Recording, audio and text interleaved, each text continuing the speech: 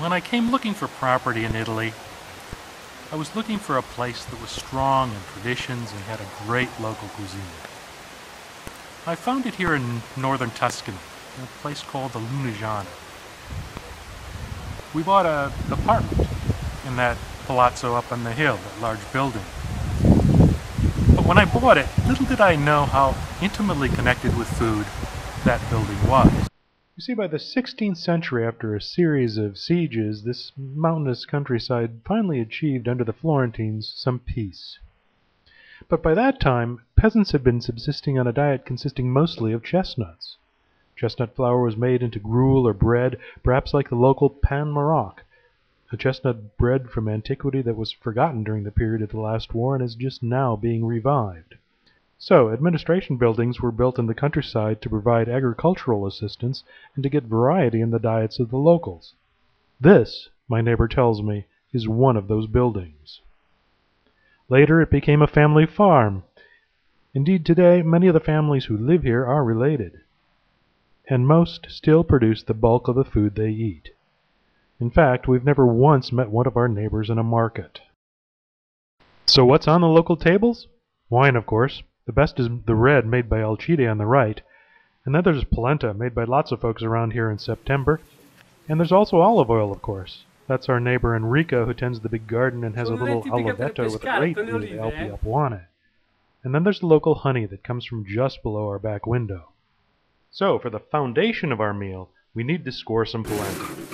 For that, we visit Michele, who's noisily removing the dried kernels from the cobs. Mia mamma la mette dei tegami con fondo alto. La fa girare un po'. Michele gives us a bag of his polenta, then tells us the way his mother prepares it. You put it in a heavy pot, you add the polenta into the water, stirring initially, then simmering on a very low flame for 45 minutes without stirring. After it's done, you give it a stir and let it sit a while. That way it comes out softer than the old way of stirring constantly, he says.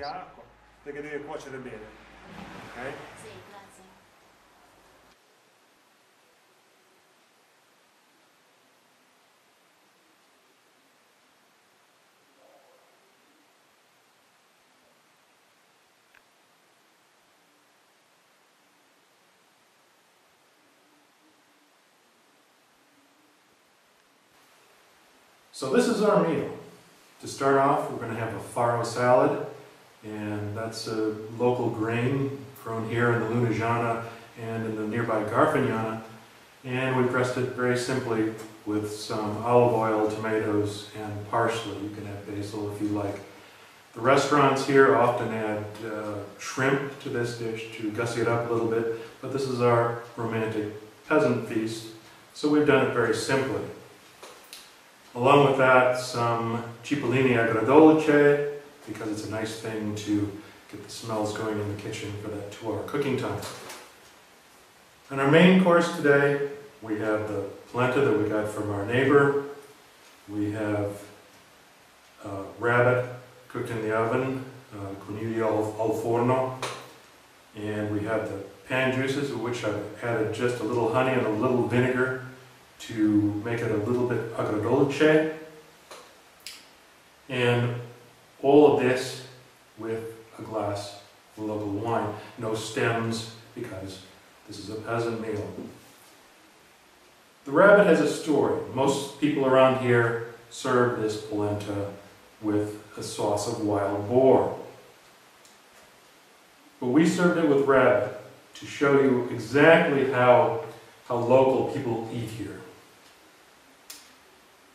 We had just arrived here and we were eating out on the terrace, and our neighbor Gabriella called up to us and said, "Hi, what are you eating?" And we said, "Rabbit." And she asked us where we got it. And we said, "Well, the supermarket." And she looked at us kind of strangely, as if she had been slapped with a dead fish or something, and said, "Well, that's kind of disgusting."